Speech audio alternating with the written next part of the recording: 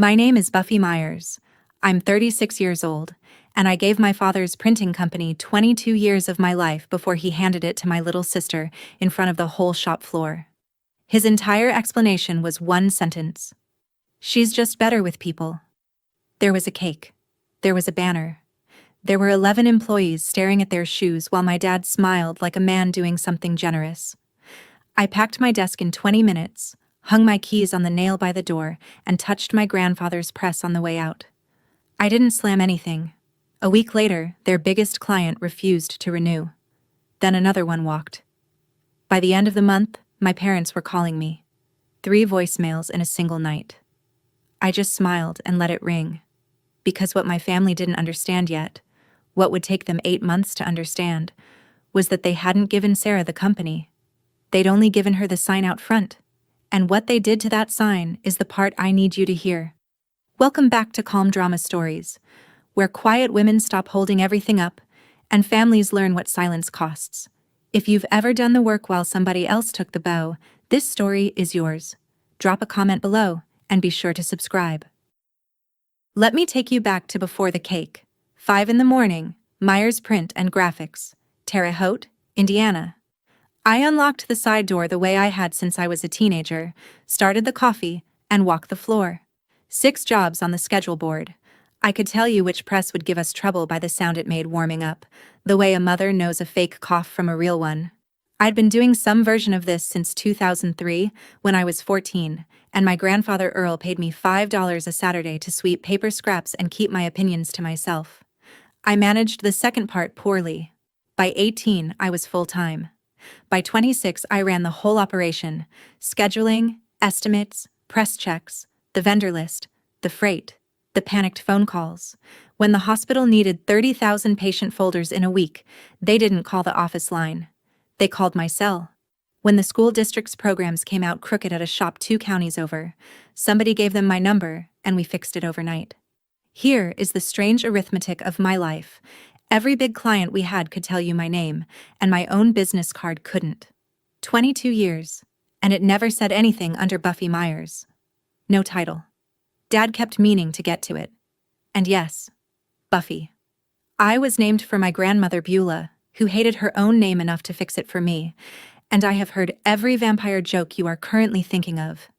I stopped laughing around 1998. The jokes never bothered me, honestly, because in that building my name meant something better than a title. It meant the work would be right. The public face of our family never came in before 9, but the whole town believed that shop ran on his smile. My dad, Walt Myers, is the best salesman I have ever watched work. That's not bitterness talking. It's a professional assessment. He remembers the name of every client's wife, every kid, every dog, and one legendary parakeet. He closes deals on the 9th hole that other printers couldn't close in a boardroom. He walks into the Chamber of Commerce breakfast and the room tilts toward him like he's got his own gravity. For 40 years, that was the division of labor in our family. Dad promised things to people over handshakes, and I went back to the shop and made those promises true. He'd swear we could turn a catalog in 6 days when the schedule said 9, and then he'd go home. I'd stay. Me and Dale Prentice, our lead pressman, splitting a pizza at midnight, doing the impossible quietly so my father would still be a legend at breakfast. I want to be fair here, because fair matters to me. Dad's charm wasn't fake. He loved those people. They loved him back. But somewhere along the way he decided the love was the product. The ink was just what we wrapped it in. Every year or so I'd bring up paperwork. My role. The future. What happens when he retires? Every year I got the same warm answer. We'll talk after tax season, kiddo. Tax season ended 22 times. The talk never came.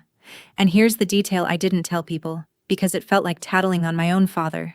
In 40 years, Walt Myers never once ran a press. Not one. He couldn't load paper stock without creasing it. The man sold printing the way a travel agent sells Paris. Beautifully, sincerely, and without ever having to live there. None of that mattered, right up until the day it was the only thing that mattered. My sister Sarah came home in 2023.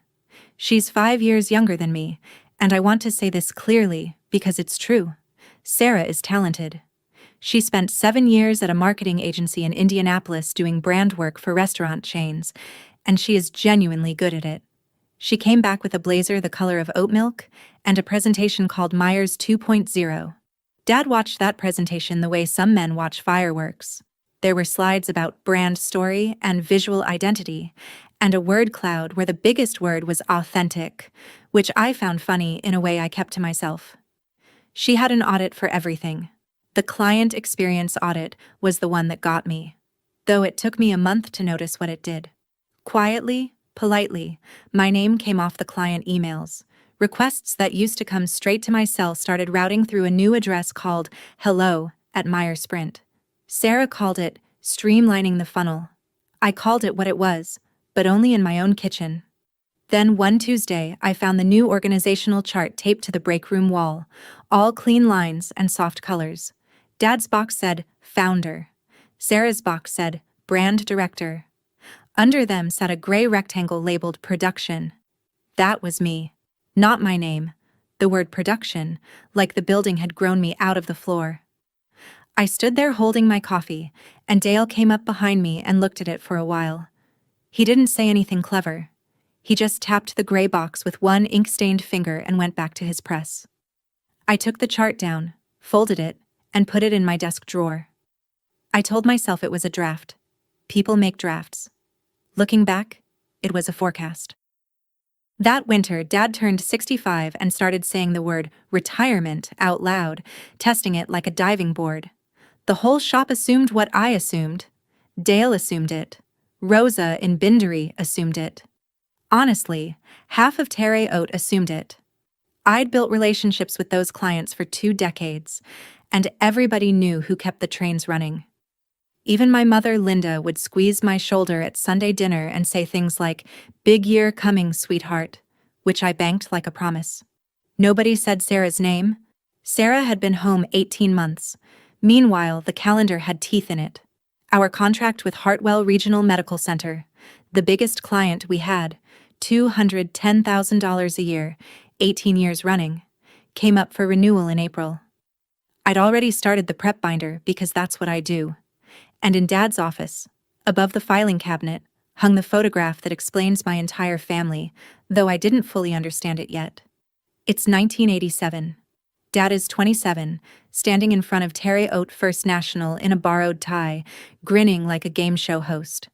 That was the day the bank almost called the loan on my grandfather's shop, and Walt, young, broke, and charming, talked a branch manager into an extension that saved everything. Every Myers child was raised on that story the way other kids get raised on Bible verses. The smile that saved the shop. Dad would point at that photo with his coffee cup and say, "That's the day I learned what this business really sells." My grandfather never commented on it, not once that I heard, and Earl lived until 2011. My father believed that photograph was the day he saved the family. He never told anybody the rest of the story. I had to wait almost 40 years, until the whole thing was on fire, to hear it. Now, before you ask why a grown woman spent 22 years without a contract, let me tell you what I actually did, because I did not sit quietly and hope. In 2015, when I took over operations, I asked Dad to put succession in writing. He agreed, enthusiastically, the way he agreed to everything, and made an appointment with Gary Whitlock, the family attorney. Then he canceled it. After tax season. In 2019, I got serious. A commercial printer in Indianapolis offered me an operations job, real salary, real title, and I said yes in my head for 2 full days. That same week, Dad went into the ER with chest pain, and by Friday he had a stent and a list of instructions he ignored. You try handing a resignation letter to a man with a fresh stent in his chest and a shop he can't run without you. I stayed. Then 2020 came, and if you owned a small business that year, you already know. I did the payroll protection paperwork at my kitchen table until 2 a.m, kept all 11 people employed, and steered us through while Dad called clients to keep spirits up, which, to be fair, he was good at. Every exit had closed on its own schedule, none of them mine. Here's the one piece of protection I did have, though I didn't know yet it would matter. In all those years, nobody ever asked me to sign an employment agreement. No contract, no non-compete, nothing. We're family, Dad always said, and family doesn't do paperwork. He meant it as warmth. It turns out that sentence cuts in both directions, and he'd only ever read it in one. So when Dad finally called a meeting last April, my first thought was that Whitlock must have drafted the papers at last. There was no attorney at that meeting. There was a cake. Friday, April 11th, 2025. 11:45 in the morning. Dad called everyone onto the main floor between the presses, and I noticed the details in the wrong order. First the cake, sheet cake, white frosting, blue letters, then the banner, printed on our own wide format machine, which somebody had to have run the night before without me knowing, and that alone should have told me everything. Next chapter. Then Sarah's blazer. Then my mother, standing slightly behind Dad with her hands folded like she was at a funeral for someone she didn't know well. Dad gave a speech about 56 years of Myers Inc., about his father Earl, about family. He got misty at all his usual mile markers. And then he said it, cheerful as a weather report. So starting June 1st, I'm handing the keys to Sarah. She's going to take this place into the future. The room did a thing I will never forget. Every single head turned toward me, not toward Sarah, toward me. Dale's jaw went somewhere south of his collar. Rosa actually said, "Wait," out loud. I stood very still, and I asked the only question that mattered in the calmest voice I owned. Who's running operations?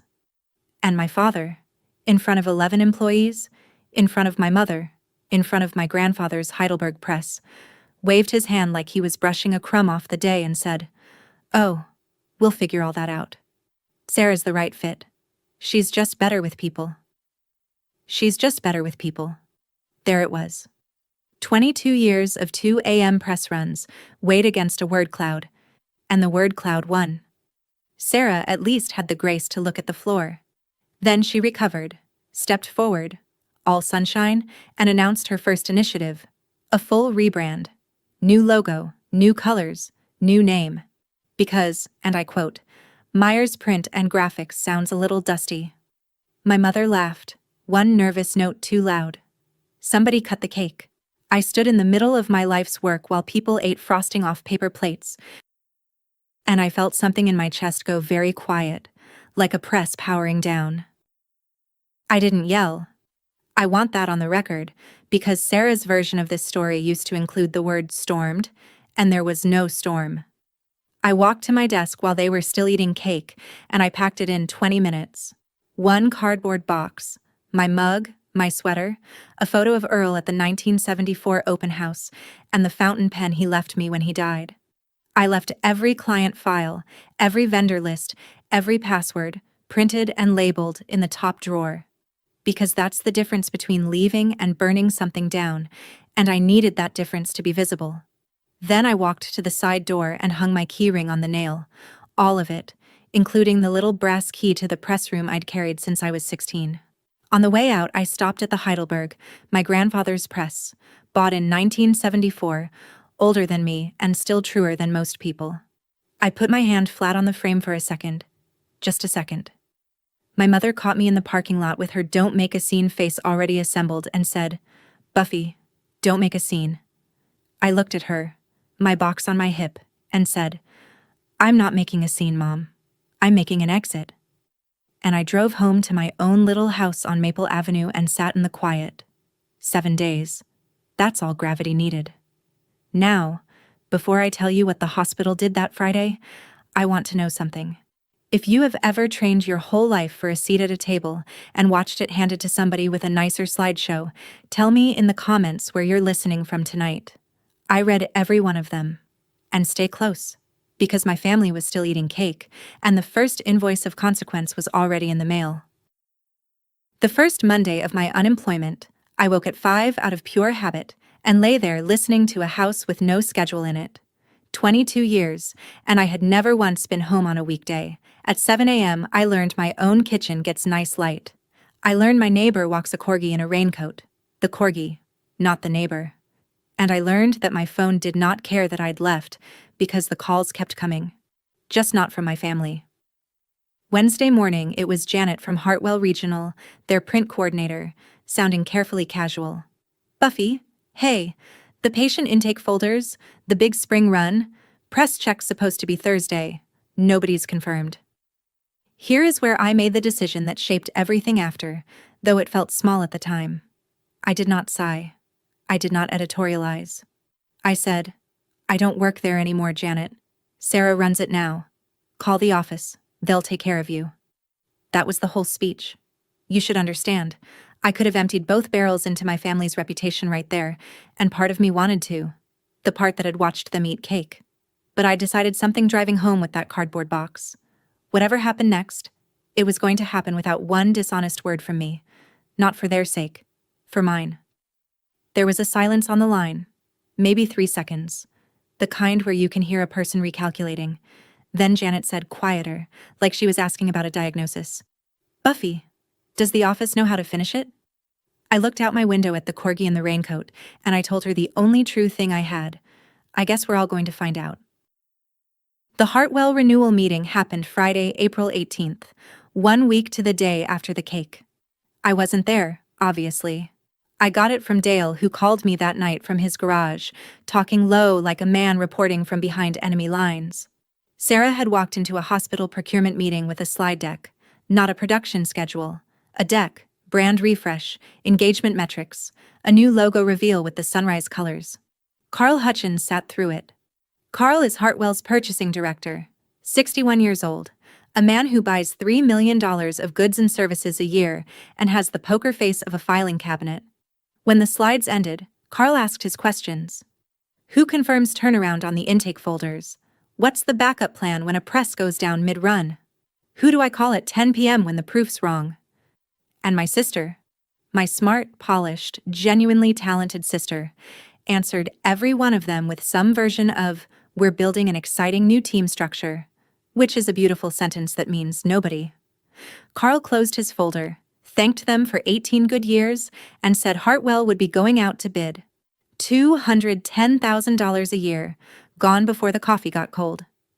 Dad's response, per Dale, was to clap Sarah on the shoulder and call it a transition bump. A bump. 18 years. Here's the thing I understood that night, sitting on my porch with the phone against my ear, that my father had never understood in his life. That contract was never between Hartwell and Myers Print and Graphics. It was between Carl Hutchins and the person who always picked up at 10 at night. They hadn't lost a client. They'd lost the person the client meant. Then came Millhouse Markets. Millhouse is a grocery chain, 9 stores across 2 counties, and for 11 years we'd printed their weekly circular. The flyer with the meat specials that lands in 60,000 mailboxes every Wednesday. It is not glamorous work. It is exact work. Prices change Tuesday night. We proof against the master sheet. A human being initials every page, and only then does it print. That proofing step was mine, and when I left, it apparently left with me, because Sarah had flagged the checklist system as, this is the actual phrase from her process audit, a legacy bottleneck. The last week of April, the circular went out with the old prices on the front page. Ground beef, boneless chicken, laundry soap, all wrong. Some by a lot. 9 stores had to honor misprinted prices at the register, while assistant managers taped corrections over the displays. Millhouse billed the shop for the difference and pulled the contract by Friday. $140,000 a year, gone in one bad Wednesday. And this is the part that told me exactly how it was all going to go. Sarah's response was a statement. A statement. On the shop's brand new Instagram, Sunrise logo, and everything. As we evolve, we're streamlining our partnerships to align with our vision. I read that sentence maybe 10 times. In the front office, evolve means growth. Back in the press room, evolve means somebody's hours just got cut, and everybody back there knew it. Dale told me the floor went quiet for a whole shift. 2 clients in 2 weeks, the 2 biggest lines in the ledger. I sat at my kitchen table with a calculator and figured what was left holding up payroll. The math had a hole in it you could drive a truck through. April 30th, Wednesday night. I was making soup when the phone lit up, and I watched it ring from across the counter like it was somebody else's problem, which, technically, it now was. Voicemail 1, my mother, gentle and rehearsed. Sweetheart, things are a little chaotic at the shop, and we think this has all been blown out of proportion. Call us. Voicemail 2. An hour later. Dad, skipping past hello. Buffy. The Hartwell thing is a misunderstanding. Carl's always been dramatic, but the timing's bad with the Millhouse situation, so we need you to come straighten out the production side for a while. Call me tonight. And voicemail 3. Dad again, near 10. The salesman's polish finally cracked at the corner. This is about family, Buffy.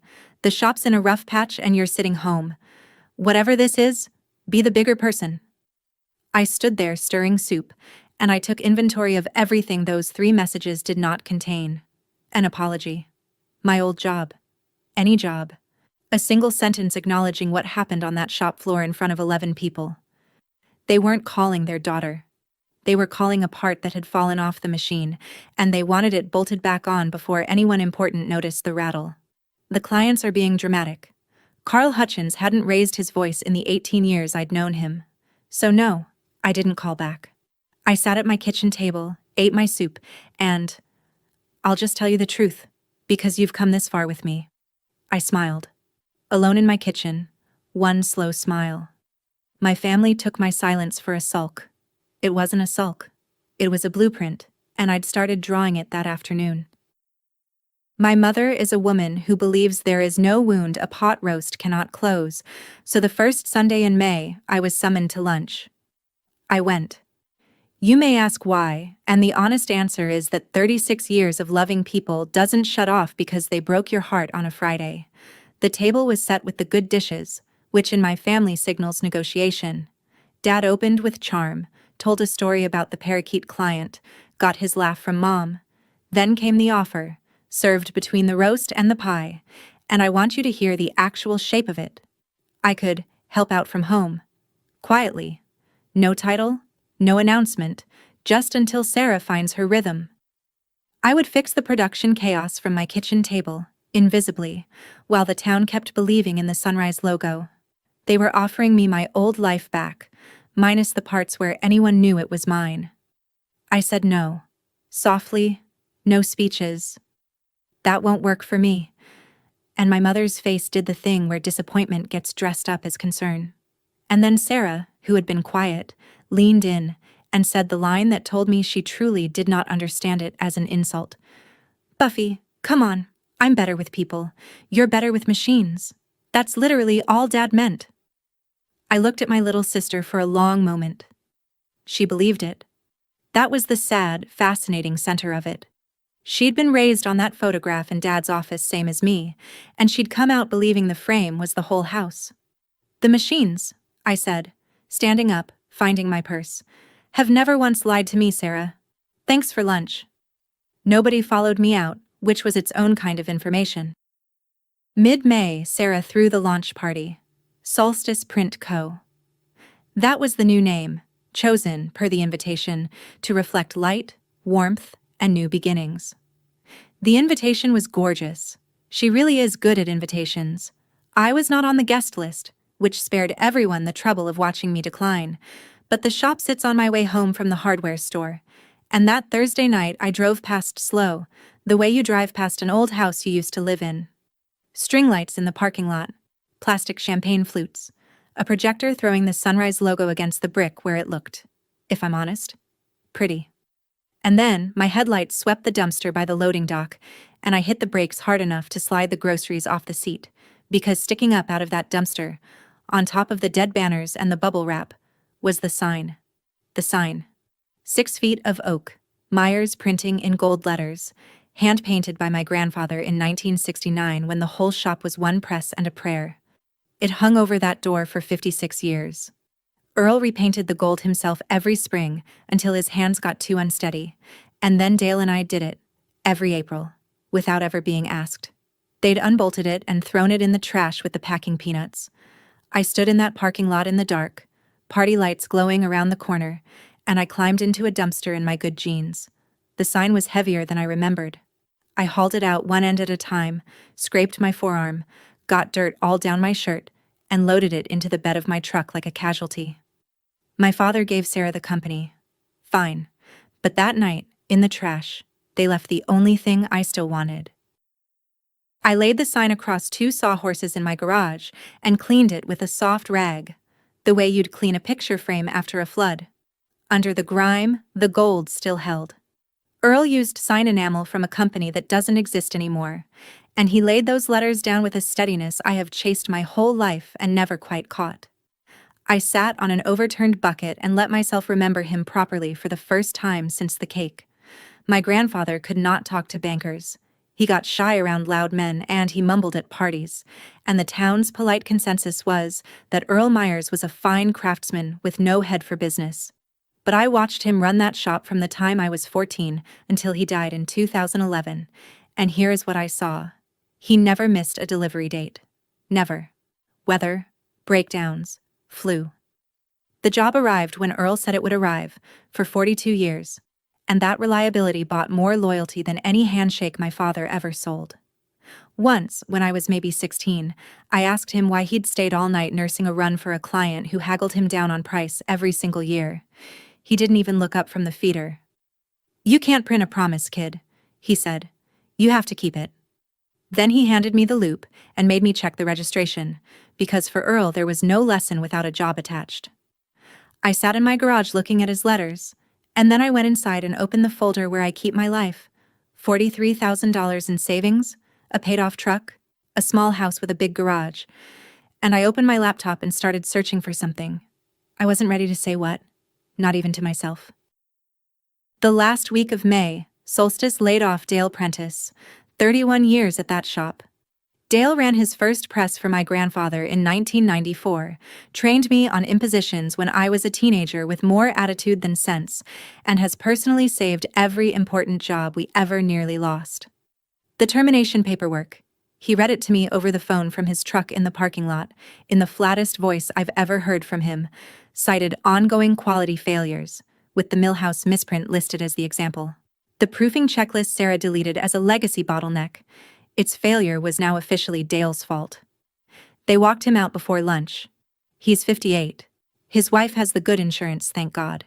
But that's not the point, and you know it's not the point.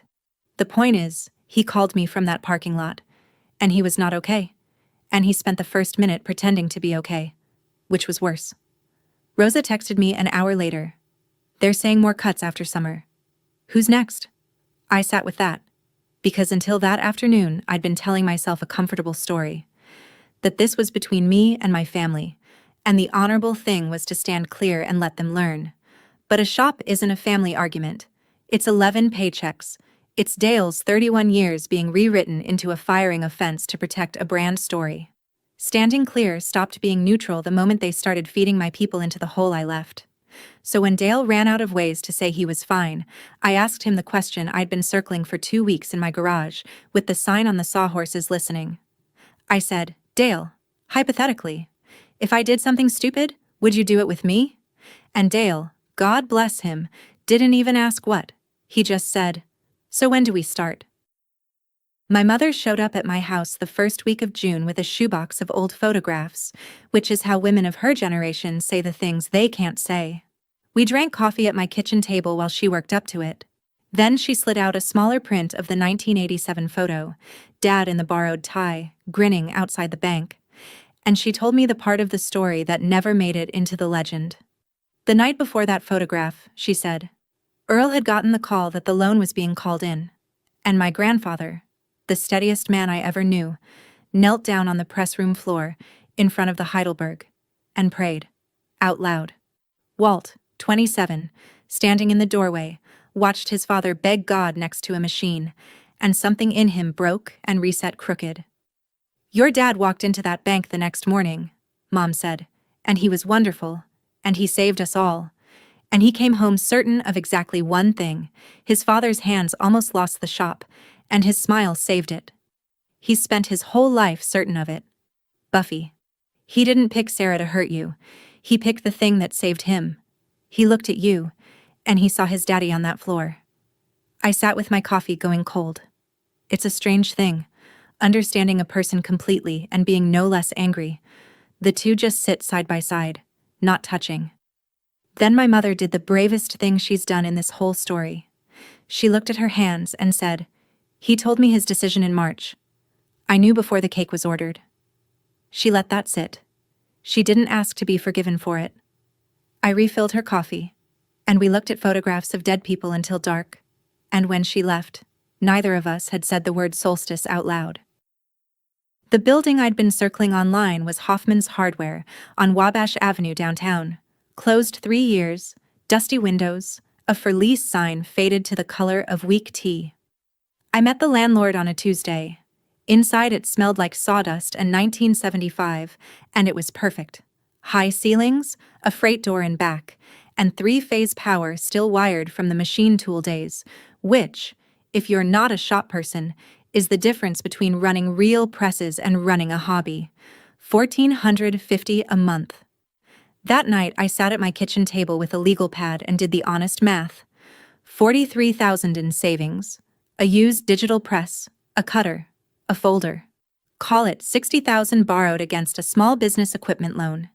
Dale part-time until revenue said otherwise, Rosa when she was ready to jump. Then, at the bottom of the pad, I wrote the rules. Because if I was doing this, I was doing it in a way Earl could look at. Rule: I would never call a Solstice client. Not one call, not one nudge, not one just checking in. Whoever came on their own feet. Rule: not one bad word about my family in public, ever. The town wouldn't get a feud out of me. Rule: everything in daylight. My name on the lease, my name on the loan, my sign over the door. If I was going to be visible, I'd be visible all the way. I looked at those rules a long time. Then I signed my name twice that week. Once on a lease, once on a loan I could not afford to be wrong about. If part of you is standing in that empty hardware store right now, doing math you can't afford to get wrong, type daylight in the comments and subscribe, because my family was about to learn the difference between a brand and a name. The lease and the loan were signed by the middle of June, and then I did the thing there was no walking back from. I drove to the county building and registered the business name.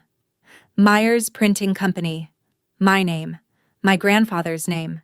The name my sister had officially retired to a dumpster 4 weeks earlier. The clerk read the form, looked up at me over her glasses and said, "Any relation to the print shop?" And I said, "I'm the relation." And she stamped it. Word crossed town before I got home. Terre Haute is a big small town, and news of a Myers opening a print shop against the Myers print shop was better than anything on television. Dad called that evening. No hello. "You're using our name." His voice had a pitch I'd never heard in it, and I realized, holding the phone away from my ear, that I was listening to my father lose a negotiation for the first time in my life. "You're doing this to punish me. You're taking the family name to hurt this family." I waited until he stopped. Then I said the sentence I'd rehearsed exactly 0 times, which is how I know it was true. "It's my name too, Dad. You threw it away." I went and picked it up. It was in the dumpster, next to the bubble wrap. Silence on the line. A long one. When he spoke again, he'd found the salesman voice, told me lawyers would have opinions about this, and hung up before I could answer, which was a mercy, because I didn't have an answer bigger than the one I'd already given. The letter from Solstice's attorney arrived 9 days later on very good paper. I read it twice at my kitchen table, and then, "I'm not proud of this, but you deserve the truth." I laughed, because I'd spent 22 years around trademarks and trade names, and whoever wrote that letter was about to have a very awkward phone call with their client. The awkward phone call happened, I assume, because the letter died quietly. Here's why, in one breath. You cannot rebrand away a name, announce to the newspaper that the old name no longer reflects who we are, throw its sign in the garbage, and then claim you still own it. And I wasn't trading on their brand anyway. I was using my own legal surname on a business I owned outright, in an industry my family stopped wanting the moment it needed actual ink. Their attorney knew all that better than I did. So while that letter deflated, we built. June and July were sweat and secondhand steel. Dale and I trucked in a used digital press from a closing shop in Evansville, rebuilt a cutter older than Rosa, and scrubbed 50 years of hardware store dust out of every corner of that building. Rosa jumped in August, walked in on a Tuesday with her toolbox and said Solstice had cut bindery to 3 days a week, so she'd like full-time and dental. Thank you. Opening day was Monday, August 4th.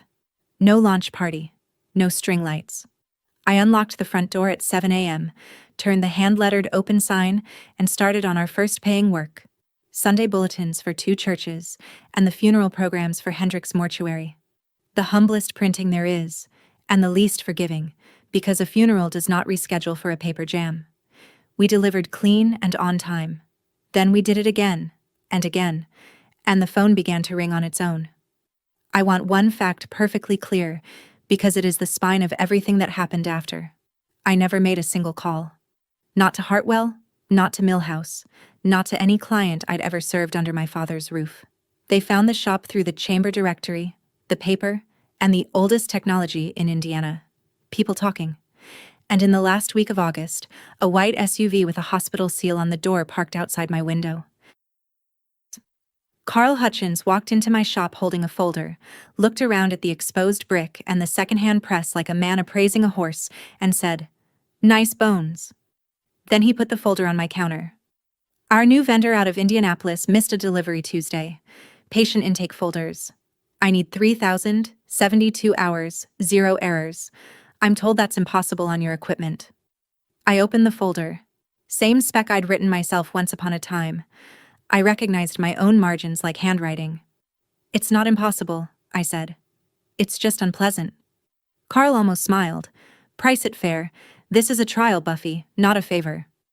I priced it fair, and then the 3 of us, Dale, Rosa, me, ran that job like a field hospital. We staged the stock Thursday night, ran plates in shifts, and when the folder machine jammed at 1 in the morning, Rosa and I hand-fed the last 400 like we were dealing cards. We delivered Saturday, 4 hours early. I carried the boxes in myself. Carl checked 10 folders at random, initialed the sheet, and then stood there a moment with his hands in his coat pockets, looking at me the way he looks at a speck, carefully, all the way through. "You know what Walt used to tell people about you?" he said. "That you were better with machines. I bought from that shop for 18 years. He tapped the counter once like a gavel. "You were the people we dealt with, Buffy. You." The rest of it was lunch. He signed a 6-month trial contract the following week. After his SUV pulled away, I walked out to my truck in the alley, sat behind the wheel and gripped it until my hands stopped shaking. 5 minutes, maybe. Then I went back in and cut paper, because the funeral programs were due, and grief keeps a tighter schedule than vindication. That same night, Dale heard from his old crew. Solstice had just landed one big job to steady the ship, the school district's fall awards night. Here's what happened with the awards programs, and I'd like the record to show I took no joy in it. Almost none. The Vigo County School District's Fall Awards Night is the kind of event grandmothers frame programs from. 500 printed programs, every honor student's name in them. Solstice ran the job in October, delivered on schedule for once, and nobody caught the error until a district secretary read the cover on a Monday afternoon. The date was wrong. The event was Thursday. The program said the wrong night. Send 500 grandmothers to an empty gym wrong. Marjorie Fenn, the district's coordinator, called every printer in the county at 7 that evening, and my phone rang 4th or 5th. She told me so, and I respected her for it. "I have 3 days, Buffy. Can you save this?" Now, I knew whose mistake it was. She knew I knew. The whole county was one raised eyebrow, which is exactly why I did it absolutely straight. I quoted her our standard rush rate. Same as I'd quote a stranger. No discount to make a point, no premium to make a different point. Fair is fair in both directions. You can't print a promise, you have to keep it, and I wasn't about to keep mine crooked. We had proofs to her by 9 the next morning. She initialed the date herself, twice, at my request, and laughed while she did it. And finished programs in her office in 48 hours. Awards night went off perfectly. 500 grandmothers framed their programs, none the wiser. Marjorie called in November to move the district's whole annual contract to us, effective with the new budget year. And 1 week after that call, Dale's old crew passed along the news I'd been dreading on their behalf. The news that meant it was no longer a story about my feelings. For the first time in 56 years, the shop my grandfather built missed payroll. The payroll news hit November 7th, and the town knew by the 8th Because paychecks talk. The Tribune-Star ran a small business feature that same week. I didn't seek it out. The reporter's aunt got her funeral programs from us, which is how news actually works, with a photo of me at the Heidelberg's future spot. And the headline, "The Myers name is back downtown." I read it with my coffee, and felt the strangest mix. Proud and sick for people I loved. Sarah came in the day after it ran. Not a scene. My sister doesn't do scenes. She does entrances. But this entrance was different. Coat buttoned wrong, mascara worn down to a suggestion, holding the folded newspaper like evidence. "You're stealing my life," she said, quietly. That's what made it land. Not the words. The exhaustion. I set down the box cutter and gave her the only defense I had, which had the advantage of being true. "I never made a single call, Sarah. Not one. You can pull the phone records." She looked around my little shop. Brick, steel, the smell of ink her rebrand had banished from her own building. And I watched something move behind her face. When she finally spoke, it wasn't a weapon. It was the truest thing my sister ever said to me. "Dad never taught me the machines. Did you know that? Not once. Every time I asked about the shop growing up, he'd wave me off and tell me I was the face. I built a whole life out of being the face." She caught herself then, straightened her coat, found the exits in her voice. At the door she turned around. "This isn't over. The bank's giving us options." It didn't sound like a threat, really. It sounded like a girl repeating what her father told her, one more time. I said, "Okay, Sarah." And she left, and I stood in my shop understanding, finally, that my sister and I had grown up in the same photograph. She just never got to leave the frame. The first snow came the second week of December, the soft kind that makes even a parking lot look forgiving. We'd had a good, brutal month. The district onboarding, Hartwell's trial volume, Christmas letterpress cards that half the county suddenly wanted, and I was closing alone on a Thursday, lights half down, cash drawer counted. The old sign lay on the back work table under a drop cloth, where I'd been restoring it on slow evenings, letter by letter, with enamel I had to order from a specialty house in Ohio. Gold leaf dust on my sleeves. I almost didn't see him. My father stood outside the front window in the snow, hat on, no gloves, looking in at the shop the way you'd look into an aquarium, close to it, and completely unable to breathe in it. I don't know how long he'd been there. I unlocked the door. He stamped the snow off on the mat like any customer, which undid me a little, and then he stood in the middle of my floor and turned in a slow circle. The press, the cutter, the brick, the coffee cans of brushes, and the work table in back where Myers printing lay half bright under the drop cloth. He looked at that, the longest. Then my father, Walt Myers, the best salesman I have ever watched work, sat down on the stool at my counter with the stiffness of a man twice his age, took off his hat, and set it down beside him. "You got a minute for me, Buffy?" he said. I said I did. I turned the coffee back on, and while I had my back to him, I heard it. A small metal sound on wood, the exact sound a keyring makes when a man sets down everything it opens. When I turned around, the keys to my grandfather's shop were sitting on my counter, and my father slid them across it, toward me. He laid it all out over that coffee, and I'll give him this. It was the best pitch of his life, because it was made of things I had actually wanted. Come back. Take the company. All of it. Ownership, papers signed at Whitlock's office within the week. "It was always supposed to be yours," he said, and his voice cracked on always, and I believe he believed it. The bank would extend the line of credit if I was at the helm. He'd already asked, which told me how far ahead of me he'd planned this conversation. Sarah would stay on as creative director. "She needs a soft landing, Buffy. She's your sister."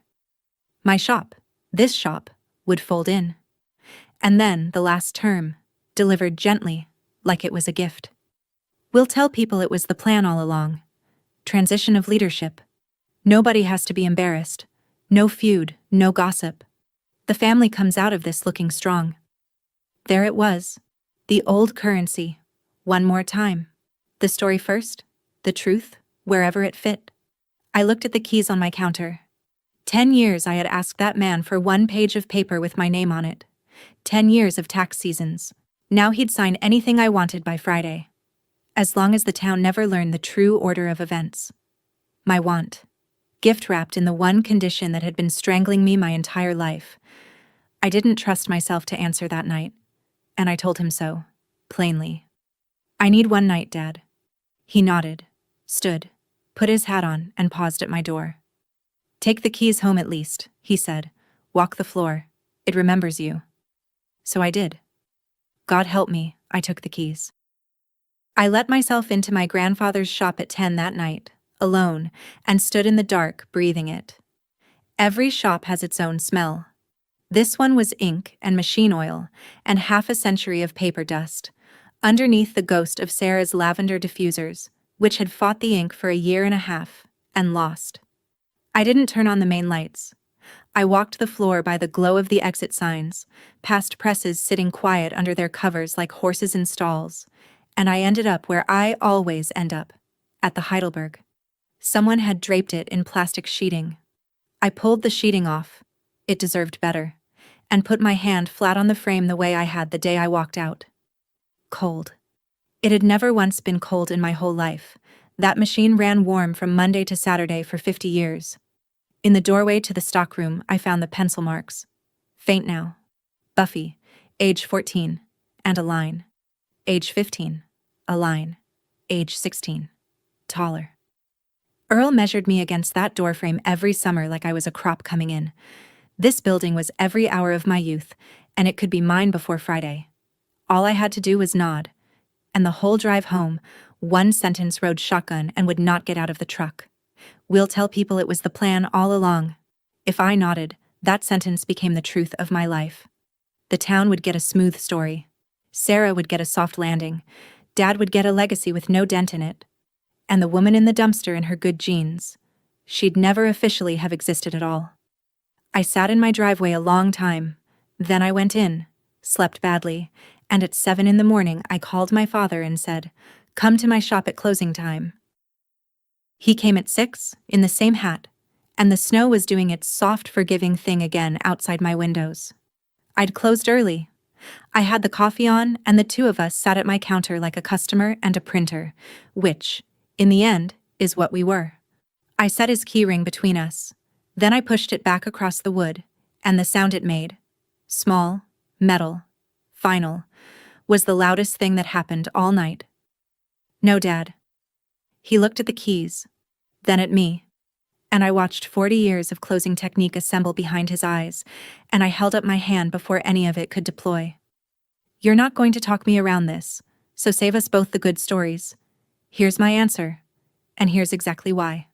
If I take that company back in the dark, with a cover story about how it was the plan all along, then everything you believe is true. The story beats the work. The face beats the hands. Every hour I stood at those presses becomes something we don't mention, forever, so the family can look strong at the chamber breakfast. I spent 22 years being your quiet miracle, Dad. I'm not signing up for a lifetime term. He started to say my name, and I finished the rest gently, because gentleness was all I had left, and he was still my father. You told everyone Sarah's better with people, Dad. Look at me. I'm not better with people. I just never lied to them. My father sat there, and I watched the salesman leave his body, the shoulders first, then the jaw, then the eyes, until what remained was an old man in a wool coat on a printer's stool, unhandled, out of stories. When he finally spoke, his voice had gravel in it I'd never heard. So you'd really watch it die? Your grandfather's shop? And I said the truest thing I've ever said out loud. No, Dad. I watched it die in April. You were there. There was cake. He flinched, and I put my hand over his, and I gave him the only deal I had. Here's what I will do. In daylight. On paper. I'll hire the crew. Rosa's already mine. And I'll take the others the day they walk in. If it comes to liquidation, I'll be at that auction bidding fair market like anybody else. My money. My name on the check. And you and I, from tonight, we tell each other the truth. Or we tell each other nothing. That's the whole offer. It doesn't get better, and it never expires. He picked his keys up off my counter like they weighed 40 pounds. At my door he stopped, back still to me, and said, "Your mother said you'd say no." Then he was out in the snow. 3 weeks later, they taped the auction notice to the door my grandfather painted. Solstice Print Company announced its closing the second week of January in a final Instagram post about New Horizons that got 11 likes. 56 years, ended in a font called Brandon Grotesque. The town talked about it for exactly 1 week, hard, wall-to-wall, casserole-grade talk, and then moved on to the county road budget, because that's what towns do, and there's a mercy in it. My mother did not move on. She came to my house the night the notice went up, sat in my kitchen where all the true things in this family apparently happen, and cried the way careful women cry, almost silently, with her rings clicking against the mug. And then Linda Myers said the sentence my father still couldn't lift. "We were wrong, Buffy. Not just about the company, about what you were to it." I didn't answer right away, because some sentences you have to let finish landing. Sarah didn't call. She sent one text from Columbus, where a consulting firm had, this is true, and I find it almost elegant, recruited her off the strength of the Solstice launch materials themselves. The work was genuinely that good, just built on nothing. Her text said, "The sign was my call. I'm sorry for that one. Not for all of it. For that one." It was the most honest square inch of my sister I'd ever been handed, and I wrote back, "I know, I have it." I hired Rosa's 2 friends from Bindery the day they walked in, like I'd promised. And on the last Friday of January, the auction company stapled its yellow listing sheets by the old loading dock. Saturday, February 21st, 10 in the morning. Lot number 7. Heidelberg Press, 1974. The auction was held in the cold shop with the big doors rolled open, which felt indecent, like holding an estate sale inside the casket. Dealers from 3 states stamped their feet on my grandfather's floor and breathed white and drank gas station coffee over the machines. I came with one number in my head and Earl's fountain pen in my coat pocket. Dale came too, and stood beside me with his arms crossed like a bodyguard for a machine. My father stood at the back, near the stockroom door, under the pencil marks he probably didn't know were there, hat in his hands. He didn't work the room. I'd never in my life seen Walt Myers stand anywhere without working the room. The auctioneer moved through the cutters, the digital equipment, the pallet racks. Quick, bloodless business. And then they came to Lot 7. And a man read out, Heidelberg, 1974. Running condition unknown. And I raised my card. A dealer from Louisville wanted it for parts. He took me to 2,000 to 3, in that bored voice dealers use, and I just kept my card up, because he was bidding on iron and I was bidding on Saturday mornings, and those markets never clear at the same price. At 4,200 he shrugged and quit. The hammer came down on wood, one clean knock, and the auctioneer said, "Sold, the lady in front," and Dale made a sound in his chest he'd deny to this day. I wrote the check against the hood of my truck with my grandfather's pen, and my hand did not shake. When I looked up, my father was standing by the press. He put his palm flat on the frame, exactly where I always put mine. I never taught him that. Maybe it's the only thing in this story that's genetic. And he said quietly, "Not selling anything. Earl would have hired you before he ever hired me." I folded the receipt into my pocket. "I never made a single call, Dad," I said, "but I'm glad you finally did." We stood there together, one hand each on the cold machine, while men in canvas coats hauled the rest of it out into the daylight, and neither of us was ashamed. And that was new. It's May of 2026 now, and I'm going to tell you how it all sits, because you've earned the ending. The Heidelberg runs. It took Dale 3 weeks and a parts hunt across 2 states to wake it up. He talked to that machine the whole time, low and patient, like gentling a spooked horse. And the first thing we ran on it was a wedding invitation, thick cotton paper, real impression you can feel with your thumb. And when the bride's mother picked them up, she cried in my shop, the good kind of crying. The sign went up in April on a Sunday morning, 1 year almost to the day since the cake. I rented the lift myself, and Dale and Rosa steadied the ladder while I bolted my grandfather's oak sign, gold letters restored, every serif, over my own front door on Wabash Avenue. Myers Printing. There's a satisfaction that lives in the shoulders. Did you know that? You feel it when you drive the last bolt into something true. Hartwell signed the full annual contract in May. Carl and me over spec sheets at my counter. Everything itemized, everything daylight. Rosa has dental now. She showed the whole shop her first crown like it was an engagement ring. And on Saturday mornings, more weeks than not, my parents come by. Mom brings tomato starts for my porch and rearranges my window display when she thinks I'm not looking. Dad drinks his coffee standing under the sign. He stays out there a while, some Saturdays.